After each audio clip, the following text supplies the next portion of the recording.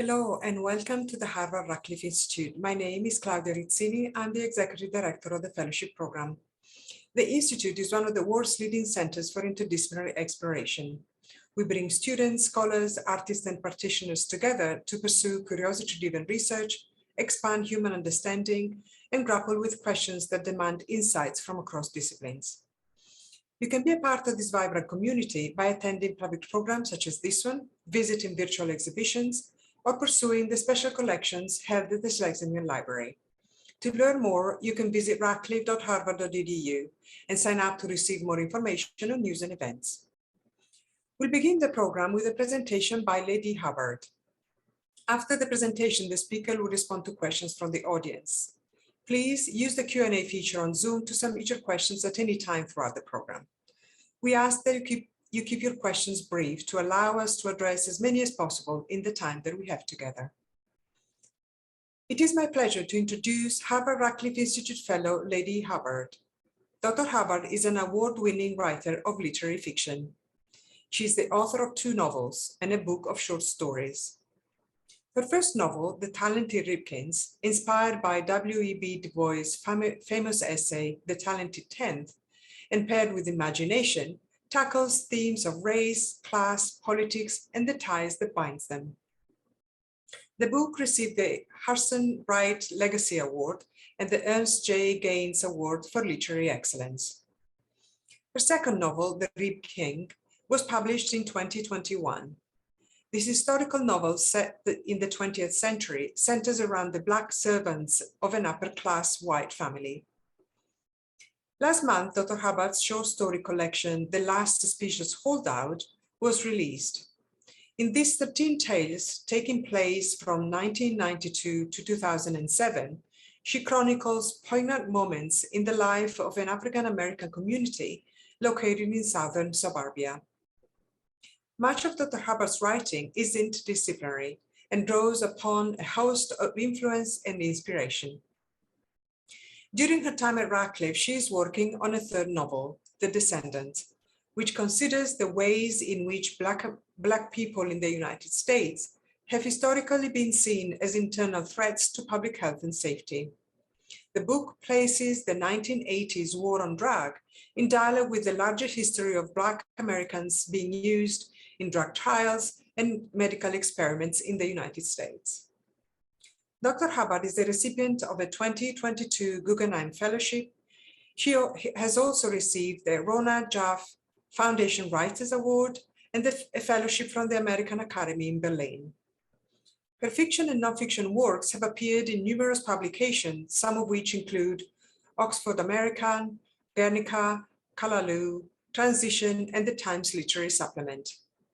She received a BA in English from Princeton University, an MFA in writing from the University of Wisconsin-Madison, and a PhD in folklore and mythology from UCLA. Born right here in Massachusetts and raised in the US Virgin Islands and Florida, she currently resides in New Orleans. It is my pleasure to give the virtual floor to Ladee Hubbard. Okay, wow, thank you very much. And first I wanted to express my gratitude to the Radcliffe Institute for having me be a fellow here. It's really been a truly remarkable experience, and in particular, the opportunity to meet the other fellows whose work has given me a great deal of inspiration. But overall, it's just been really incredibly generative for me to the point where what was originally 1 book has become 2 books, which I will get into, but it's become 2 books. The project has assumed 2 distinct iterations since I came here. So I am going to, just to introduce myself to people, give a brief overview of my previous books and try to do it in such a way that it leads into a discussion of works, what I'm doing now, because there is a lot of ways in which they are related to each other, or I can make them seem that way. So I'll do that. I was going to talk about the 3 books and then talk about my new project, what I'm working on now, and hopefully have time at the end for a reading as well. So my first novel is called The Talented Ribkins and was published in 2017, and that's the cover on the screen. It was set in contemporary Florida and tells the story of the African-American Ribkins family, each member of which was born with a unique talent. One can see in the dark, one can pick any lock, another can scale any wall, et cetera, et cetera. And while some of these gifts are more spectacular than others, they are all of dubious practical value. And because they didn't come with instructions. So because many of the Ribkins have no idea what to do with them, they often assume the form of idiosyncratic compulsions. The main character, Johnny, can make perfect maps of any space he walks through. And he has spent most of his life trying to find ways to use this talent for the greater good, only to find his efforts repeatedly thwarted by unforeseen consequences. And about 13 years before the book begins, he was devastated by his inability to prevent the drug overdose of his half-brother, Franklin, who he's 20 years younger than Johnny and could scale any wall. When the story begins, Johnny Ribkins is 72 years old and has been given a week to pay off a debt. He's driving across Florida, digging up bags of money he buried in the ground at various points during his past. And his first stop is to the childhood home of his half-brother, where he meets Eloise, the 12-year-old niece he did not previously know he had. And she's being raised by his brother's girlfriend, who was his girlfriend when he died.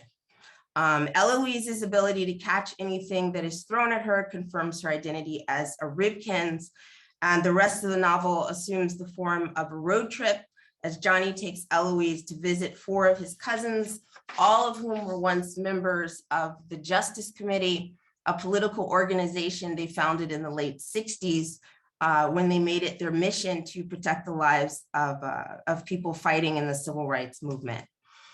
Johnny hopes that meeting these uniquely gifted individuals will inspire Eloise to respect her own gifts. He also has money buried near each of their homes, and each stop is part of his continuing effort to raise the funds to pay off his debt.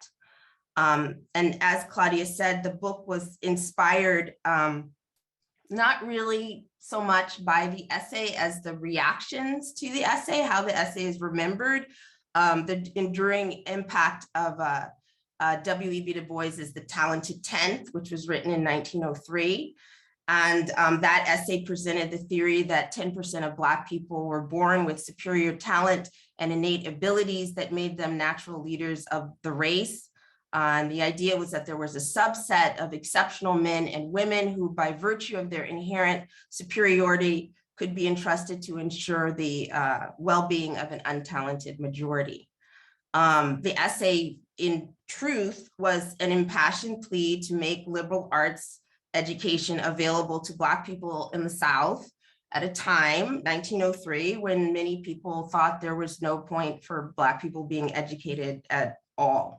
And I also think it's important to consider the fact that Du Bois did not actually invent the term the talented tenth, which may speak to an attempt to present an argument in terms that would make sense to his intended audience, or would appeal to his intended audience, those with the money and influence to make such things possible. And what else did I also wanted to mention that in the book, in relation to the original essay, also, instead of having the talents be sort of abstract potential, the reason that I made them real aspects of who these people are is because I wanted it to be something they had to actually grapple with. It's like a real force, a real presence in their lives that deeply shapes their personalities and how they deal with sort of conflict. They're metaphors, in a sense, for life's challenges and embody different survival strategies that Eloise is being exposed to. They're different answers to the question of what do you do when confronted with a seemingly insurmountable obstacle in your life. So do you just try to knock it down? Do you try to climb over it? Do you try to map it out and figure out a way around it? Should you, try to charm and cajole your way into letting someone let you in, et cetera, et cetera. So these are all different approaches to really life that Eloise is being presented with. And finally, that the part of what was going on or is going on in the book throughout is trying to draw attention to the difference between talent and vision, which are very different things, actually. So the second novel, which came out last January in 2021, is called The Ribkins, and it spans a 10-year period. There's the cover, between 1917 and 1927. The book shares its title with the name of a fictitious brand of meat sauce that August Sitwell, who is an African-American servant for a wealthy white family living in an unnamed northern city, the Barclays, August creates with the help of the also African-American cook, Mamie Clark.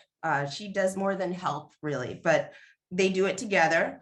The sauce receives national distribution, becomes, it's hugely popular, and is sold with a caricature of August on the label.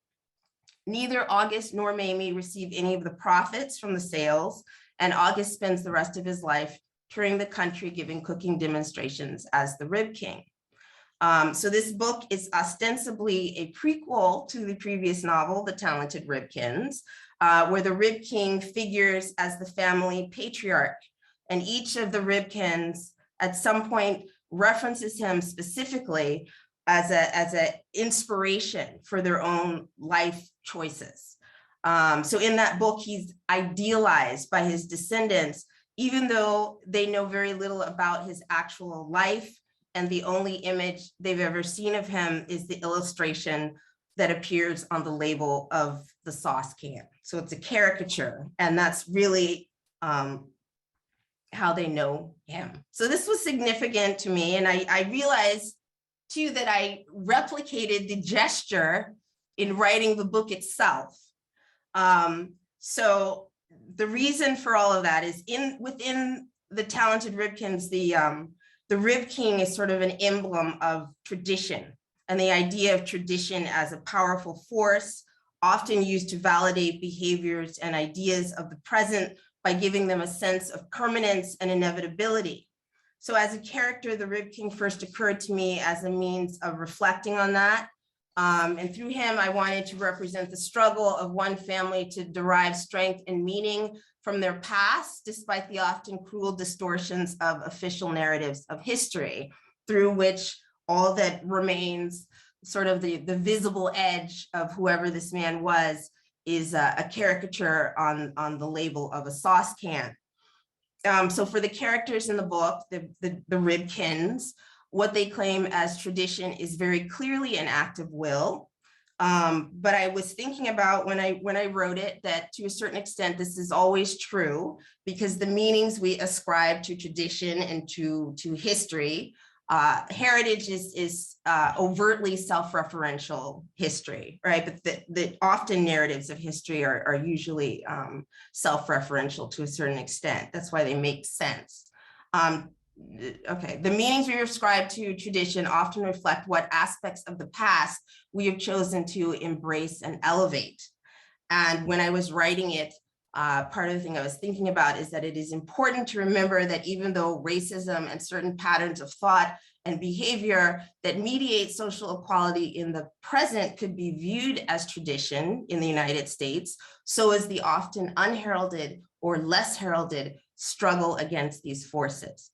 So this book was written by someone who is living in New Orleans. So at the time that this came out, there was a huge debates going on in that city about the removal of Confederate monuments that actually had been placed there in the 1920s, right?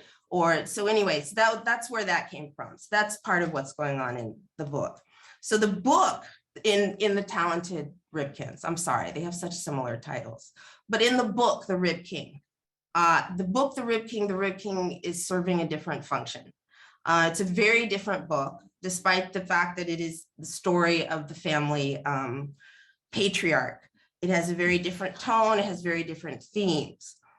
The book specifically draws upon my interest in the popularity of minstrelsy following the Civil War and the devastating impact that had on African Americans' efforts to assert their rights as citizens during the first decades of the 20th century. So all of the characters in the household where August works, including August himself. So the main characters are the servants that work in the Barclay house. Were conceived in part with an awareness of popular minstrel stereotypes that they, I would say they perform these roles. These are how they're perceived. So there's a difference between what's actually going on between them. But when I was writing it, I was very aware of how, if you're looking at them from another angle, they might be said to resemble certain minstrel stereotypes. So there's Mamie, and I was thinking about Mammy. There's Ginny, and I was thinking about, there's a figure called Jezebel that's very common. And then you have Mr. Sitwell, who, you know, as someone, a servant who seems overly concerned about the welfare of his employers, their stability and welfare. I was thinking roughly of Uncle Tom. You have these three sort of Topsy-like orphans running around. And then you have, in contrast to Mr. Sitwell, there's the former butcher that works in the kitchen, Mr. Whitmore, who always has a knife in his hand for some reason. So I was very aware when I wrote it that if you're not really paying attention and you're looking at them, that they might evoke minstrel stereotypes. That was part of the process of writing the book for me and what I was trying to do with it. The book also considers the simultaneous rise of modern commodity capitalism that was taking place at the same time, and chronicling the path through which August Sitwell's distorted image becomes an emblem of quality, reliability, and modern convenience. The novel explores the nostalgia for slavery that was so vividly dramatized through the use of African Americans to sell consumer items, particularly culinary products, during the late 19th and early 20th century. The book also considers the various ways African Americans, whose collective identity in the United States began with their own status as commodities, as slaves, fought to assert their humanity in part through and as the continuing ongoing struggle to be recognized as producers of culture. So that's another, there's a lot in the book about commodification of identity and also products. In the second half, one of the maids in the household actually has a beauty product that she wants to market. And all of her relationships are also commoditized in the second half of the book. So there's a lot of just trying to negotiate sort of a new social order and figure out where and how people can fit in that. Also, I have described the book sometimes as a work of historical fiction haunted by the present. So I wrote this, obviously the character was there when I was writing the first book, but I was writing it in part while I was writing The Talented Ribkins. And one of the main inspirations for giving the Rib King his own novel, or just giving him his own story, was the events surrounding the murder of Trayvon Martin and the emergence of Black Lives Matter, which for me and for many, many people, it's got so much attention, was a reminder of the persistent vulnerability of children of color to racial violence in the United States. And that becomes the primary preoccupation of August Sitwell, who becomes the Rib King. Actually, all he's trying to do throughout his section is preserve the lives of 3 boys that work in the house with him. That's his primary motivation, and for a variety of reasons, it results in him becoming the Rib King. And it's hard. This is funny because this is all leading into me talking about what I'm working on now. And it was extremely difficult to explain why I wanted to write a book about minstrelsy set 100 years previous, as sort of a reaction to things that were going on in the present. When I was writing it, it's very hard for me to explain that. But in terms of the enduring specter of minstrelsy, I think it was, one thing were the number of sort of appalling references to the hoodie that Martin was wearing that put me in mind of the minstrel mask. And the idea that he was sort of responsible for stereotypes that were inflicted upon him, and that if he did not accept responsibility for them, that he would be culpable, or someone could be held culpable for the violence inflicted upon them because of it. So that's that. And then the third book, which came out last month, is The Last Suspicious Holdout. There it is. Very nice cover. I didn't do it. I think it's really beautiful though. So I'm very appreciative. I appreciate the artist that made this. It's very beautiful. Anyway, this is my collection of short stories that came out in March. And the stories in the collection are all set in the same community. They take place between 1992 and 2007, specifically the eve of Obama's election as president. Originally, I wanted them to cover the full 20 years prior to Obama's election, but it got too unwieldy, so I had to truncate it. Each story is told from a different character's perspective and takes place in a different year. And together, they chronicle a very particular time in US cultural history, a time which witnessed both the expansion of the Black middle class and the devastating impact of, among other things, the war on drugs as a justification for mass incarceration. So this period also, things I've heard it references is the post-civil rights generation, right? Or the post-civil rights era, an era when formal barriers had been broken down as a result of the civil rights movement. And there were more opportunities if you could afford to take advantage of them, or were in a position to take advantage of them, in terms of, people were moving to different neighborhoods, they were going to different schools, and there were different job opportunities that were opening up for Black people. And I was interested in writing this in the ways that Black identity was increasingly represented as bifurcated along class lines. And my sense, or maybe it's just what I was interested in, that's fine, was how this separation was highlighted in the media. So you had all of these representations of sort of really upwardly mobile middle-class Blacks, and then there's sort of the Black majority, and the experiences of these two groups are sort of increasingly represented as disconnected from each other. And the way in which I think middle-class success was sort of used to say, okay, well, there's no more formal barriers, right? Supposedly racism has been overcome, and you have these examples of Black success stories. So, everyone else who's not making it, it's obviously not racism that is the problem. And I was also very interested as a writer in terms of how ideas like that were expressed through language at the time. So what I wrote was, in popular media, as Black identity was increasingly represented as fractured along class lines, the idea that if race was a myth, then racism was a myth as well, seemed to culminate with the election of Obama, which was taken by some as confirmation that we were now living in a post-racial society. That was the term. Instead, Obama's tenure in office seems to have done the opposite, reopening the possibility for frank discussions about the persistence of racism in the United States. And I said the stories in this collection are a reflection of the quiet that preceded the reclamation of that voice.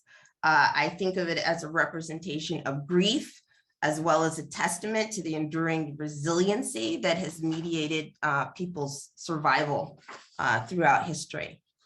So that's my previous work. And so there's a reason I brought up the tradition as well. I mean, in the notion of tradition in the talented Ribkins.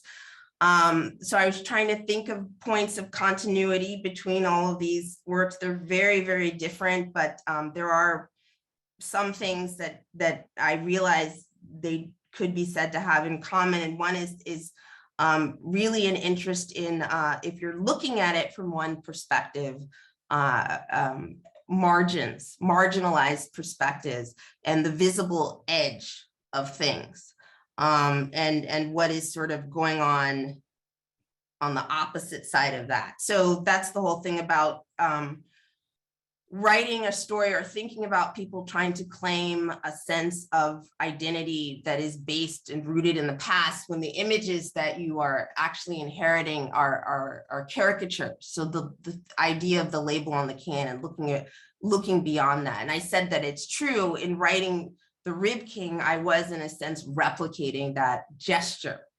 And I realized that. So I think that's important. Also, I was very conscious when not just of how the characters in the Ribkin could appear like minstrel stereotypes, but how different the story as a whole would have been if it had been told from the Barclays perspective.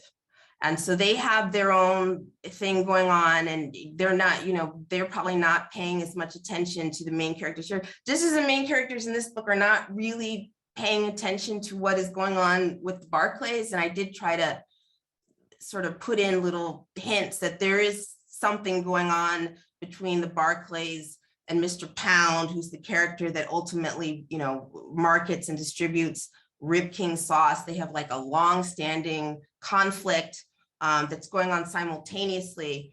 Yeah, so and that would be that's sort of, especially for books written at the time when the Ribkin takes place, that's the normal perspective from which this story would take place, right? You'd be interested in the Barclays and not the consciousness of the servants. So very interested, it's true. And then I realized too, also in The Last Suspicious Holdout, there is, for me, it might not be discernible to other people reading it, but there is a plot that goes on throughout the stories that connects all these characters to each other. And there is a way in which that book could be structured as a novel, but I didn't want to do that. And I really wanted to focus on sort of what was going on sort of around that main story, how people were reacting to it and experiencing it. So that is something that comes up a lot in terms of how I structure stories. So with this project, I was really interested in the Descendants as a whole, thinking about how margins shape the center. So for example, oh gosh, I think I'm sorry, I timed myself, but I'm taking too long. So, but anyway, thinking about how margins shape the center. So for example, the minstrel stereotypes in the Ribkin, one way to look at them is how they obscure the identities of sort of the people that are required to inhabit them. This is how people appear to other people. And then another way of thinking about them is in terms of the actual cultural work that they do. So for example, Mammy, and you could talk for a very long time about Mammy or Jezebel, but Mammy as kind of an asexual household servant, and the contrast with sort of this hypersexual Black woman as a Jezebel.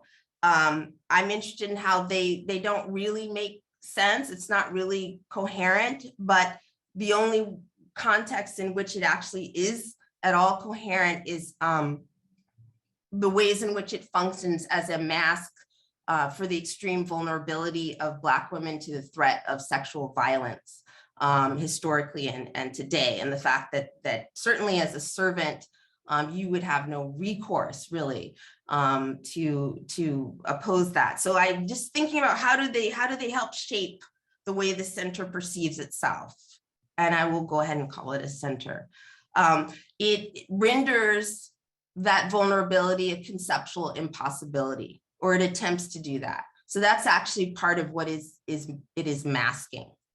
And another example that pertains directly to the project I'm working on is that I have been very interested in is thinking about how in the United States specifically, how the abstract concept of citizenship achieves embodiment, becomes the citizen, the embodied citizen, through negation and the increasing elaboration of what it is not. So the only way you actually know what it is in terms of what it isn't, right? And thinking about categories of race and class and gender, et cetera, in relation to efforts to construct a legible citizen out of that, an embodiment of an abstract concept out of that. So those two things, I did time myself. I feel like I'm talking too long, but what was originally one project since I've come here has become two distinct iterations of this. And again, they're joined in part by this interest in how margins come to constitute the center, the coherency of a center. And one iteration is specifically concerned with the representation of Black women. And just briefly, I have been utilizing for myself as a resource the figure of Eurydice from the myth of Orpheus as an iconic representation of a woman within a narrative whose sole function and the sole way in which she's known is as a means through which the main character can realize his own identity. So that whole story is sort of predicated on this need to get Eurydice, but she is not represented at all. And actually in a lot of ways to represent her would disrupt that relationship. So, and I know that that's a figure that has been interpreted in multiple ways, and that's the way I'm using it right now in this story. I'm specifically interested in it as a manifestation of a very particular thing. And then both of the iterations of this project draw upon detective fiction. So there are two books is what I'm trying to say. So this is one of them. They both draw on detective fiction. And so I'm also using Eurydice as a way to reference the femme fatale as sort of a miniature version of that, like a woman that drags a man through hell and is the means through which his sort of identity is realized, his essence is realized. And in this story, Eurydice is Aunt Eudice, a middle-aged African-American woman who, following a traumatic incident she prefers not to discuss, has recently separated from her influential husband and returned to her hometown. And she's now living in a house she inherited from her parents. One night, her nephew shows up on her doorstep unexpectedly in the middle of the night. And it turns out that her cousin, the boy's mother, has disappeared. At first, Eurydice is upset about the imposition, but gradually realizes something more is going on. And the bulk of this novel is her efforts to figure out where her cousin has disappeared to and why. That book takes place over the course of a single day. The second iteration is, as Claudia said, The Descendants. And it's a book that was written to place the 1980s war on drugs in dialogue with the larger history of African Americans being used in drug trials and medical experiments. I was interested in how, since the criminalization, this is the connection, the criminalization of Black identity is an inherent part of the process that mediates the availability of Black people to be used in this way. So that's, in sum, that's where that connection was. So how is this marginalized population that's really been there since the origins of the United States served as both a material and conceptual resource? within this country. And so just thinking about that. The characters in this novel overlap with the characters in the Aunt Eudocie story, as do certain dynamics of the plot, but it is set in a fictional community. Aunt Eudocie is set in a very realistic setting. This is set in a community that is separated from a wealthy city by both a narrow body of water and an unfinished wall. The wall was constructed in the aftermath of a local disaster. The community was the site of a government-sponsored medical research project 40 years previous, and the most visible consequence of which now is that all of the community's elders have glowing eyes. So in the immediate aftermath of the experiment, these eyes evoked a great deal of fear, and the wall was proposed to keep them from entering the city and possibly infecting others. Now, 40 years later, the glowing eyes of the elderly are marketed as a tourist attraction. So this is also, it's gonna be structured as a detective fiction, or it is. And it's a murder mystery. A man who was investigating urban legends, was a hobby of his, was killed supposedly as the result of a drug dispute in this community, and 3 women, each with their own specific relationships to this history that I was talking about, and each with their own motives for being involved, are working together to figure out what actually happened. So thank you to Radcliffe. This has been, I hope that made sense, but this has given me, it's been really amazing to work on this while I'm here, and to really think about my ideas and try to flesh them out, and ultimately how I choose to express them. So yeah, thank you. Thank you, Ladee. Fabulous. Thank you so much. So how does the second half of the the Rib King, Jenny Williams section relate to the first half, Mr. Sitwell's section?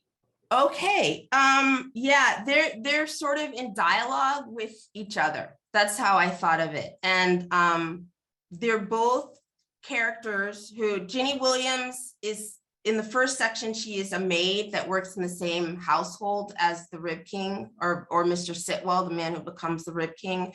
And then in the second section, which is focused on her, she owns a beauty parlor, and she's trying to market this healing salve that she's created. So they both are characters that actually have a lot of similarities. A part of the Rib King that I talk about is that he has this childhood trauma that he's trying to deal with. And I think that his story is much more linear, and it's also more, it's a bit nihilistic, that he winds up becoming the Rib King. It's a bit pessimistic and nihilistic, and I wanted to show that there is another way to respond to that, and that's kind of embodied by Jenny, because she has faced just as much trauma and adversity in some ways as he has, but her reaction is very different. So they are in dialogue with each other, in my mind, in that way. It's also, yeah, I wanted to say something about not being realistic, because I think that it's very important often to survival, especially people that have endured a great deal of oppression, to not give in to realism. And Ginny is not a very realistic person, like a lot of people. And as a result, she's able to produce things of great beauty, because she doesn't listen to people telling her that she can't do that. How does your background as a folklorist influence the way you frame minstrelsy in your fiction?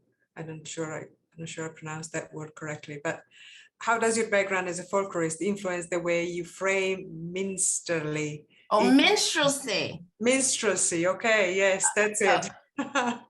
Oh, that's really interesting. Yeah, I don't know. Maybe I think about archetypes a lot. It's the same way I was saying I'm very interested in genre, because I kind of think of it as a language. It's like familiar frames of reference that ways of understanding what you're reading or what you're experiencing, that's probably in part due to folklore. I actually, before I was writing, I thought about minstrelsy a lot. It was such a important sort of theatrical tradition in the United States, and had a lot of influence on sort of theatrical culture that came after it. It was actually very important. And so I think about archetypes a lot and the influence of them, and also how they're inhabited and how they can be subverted. So yeah, it probably does affect how that background definitely does affect how I look at a lot of things around me. Yeah, clearly. Why is fiction the way you choose to engage? Is research and history a foundation of your work? Yeah, it is. It is. Yeah, the relationship between fiction and honesty and telling the truth, the difference between truth and honesty is very interesting to me. I like to bring things that maybe are not normally put in dialogue with each other together, and put them in dialogue, and I'm interested in finding new ways of looking at dynamics between people and things that have happened in history. And I find that writing fiction is much more liberating in that respect. And sometimes it does feel like I'm being much more honest when I'm writing fiction, or I can deal with the truth of things in a more direct way, because I don't have to formulate my questions according to how other people have formulated theirs. Do you know what I mean? Like, I don't have to be in dialogue with questions that I'm not as interested in. Like, it's much more direct for me. So that's how it feels. I really like doing research, and maybe this is just how I learn. I've said it often feels like I write fiction to figure out what I think, you know, about things. So it's often like a way to formulate a question. And for me, a lot of the pleasure of that is again, bringing sort of discordant elements into dialogue with each other. Yeah, absolutely. The next listener says, I'm in love with your graceful use of the supernatural and fantastic in regard to Blackness and Black people. oh. Can you talk a little about how you navigate the line between your work and the problematics of the superhero trend? Yeah, that's so interesting, because I was not thinking about that at all when I wrote the Talented Ribkins, and that was kind of a lot of people seem to interpret that as that they have superpowers, and that's not at all what I was trying to express. So I don't know. I try not, I put it this way, I often try not to be limited by the restrictions of realism as a writer, and just to again be honest to my characters and their experiences, and sometimes they seem supernatural. In terms of that book, I will say that it's in part about the perspective of a 12-year-old girl who is looking at relatives that she kind of idolizes. And so the idea that they would seem somewhat larger than life, I guess, it just felt very natural to me. And so, because people ask me, why did you do that? Or how did you, I really didn't think about it that much. So, yeah. That's good. Yeah. So the next question, who are some of your non-literary influences and why? Oh, yeah. Non-literary. I was very inspired by, I was just talking about Mammy and Jezebel, and when I was very young, a very important cultural critic, and she was like a Black feminist literary scholar named Barbara Christian, was really trying to help me to see things that I look at in the world. And she's the one that first explained that to me. There's so many people though, but in particular, she's been a huge, or was a huge influence on the person that I aspire to be now. Right. Mm-hmm. Right. The next question is one of your characters, Jezebel, named after a biblical figure? And if so, do you have other inspirations drawn from the Bible? Oh, people ask me that. I don't know, I don't think I consciously do. I might. So someone was talking about all the stuff about the rib. But I was really thinking of minstrel when I said that. I know it's a biblical. I was really thinking of, it's more of a reference to sort of a stock character from the minstrel stage that I think, obviously a lot of that follows people off of the stage. There's a lot of ideas about Black identity that are very much connected to the kind of acting out that occurred in minstrelsy. So it was more overtly a reference to that. Sure, yeah. This is an interesting. Can you talk about your use of humor in your work? The use of humor in your work. Oh, yeah, it's yeah, I think humor is a very important coping mechanism. And sometimes it's very biting. But I don't know, sometimes biting humor is also an expression of solidarity. I think it's a very important coping mechanism for a lot of people that are experiencing grief or have gone through a lot of suffering. I thought about that, like laughter is such a visceral reaction. Like you can't really force laughter. And so I think it's very purging. I've thought about that a lot. I don't know if I'm funny. Things are funny to me often in the books, and sometimes they probably seem mean, but that at base is what I'm thinking about, is that sometimes there's it's an expression of a sense of solidarity with other people, even again, the humor that on the surface seems not particularly nice. So yeah, that's totally fine. The next question is, how far ahead do you plan your books? Are there new characters and plot lines already taking shape for future novels, or do you remain focused, I guess, on what you're writing or working on? They probably are. I mean, there's things that have passed through my mind that I will probably work to develop later on. I'm pretty focused, and it actually takes me a long time. I've been very focused on what I'm doing right now for a couple years, and I'm a pretty focused person. It takes a long time, I think, for me to sort of figure out. Really, it's the structure. Sometimes I know it's like the structure is such an inherent and important part of what the story is.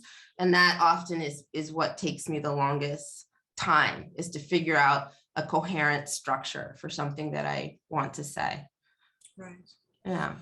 And what is the significance of the book The Three Boys Are Reading in the Ribkins? Oh, yeah. So again, that was a reference to history, because that's ultimately the Ribkins has a psychotic break. I like Mr. Sitwell. I feel very bad for him, but he does have a psychotic break, and the actual catalyst for it is he's very stressed out, but it's this book that he becomes fixated on in the Ribkins. It's a fictionalized version. It's like a story, it's like an adventure, like Western story, but he recognizes all these references to his own childhood. And he is someone who actually fled. His community was destroyed. It was an act of racial violence during the Reconstruction period, or that after the post-Reconstruction period, there's a lot of violence against communities. So he's a fugitive from one of these communities, and he thinks he's the only one who survived. So when he hears these boys reading this story that evokes his past, it's very traumatic for him. And that what he realizes is that it's full of lies, but it's the way that the lies seem to evoke the truth that it starts to drive him crazy. So, yeah. And the next question is, will we see more of the Ribkins?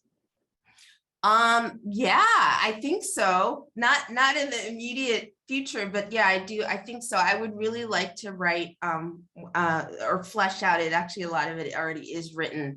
The experiences of Johnny and his cousins in the 70s, the 60s and the 70s. So, and a lot of that actually is written already. So Wonderful.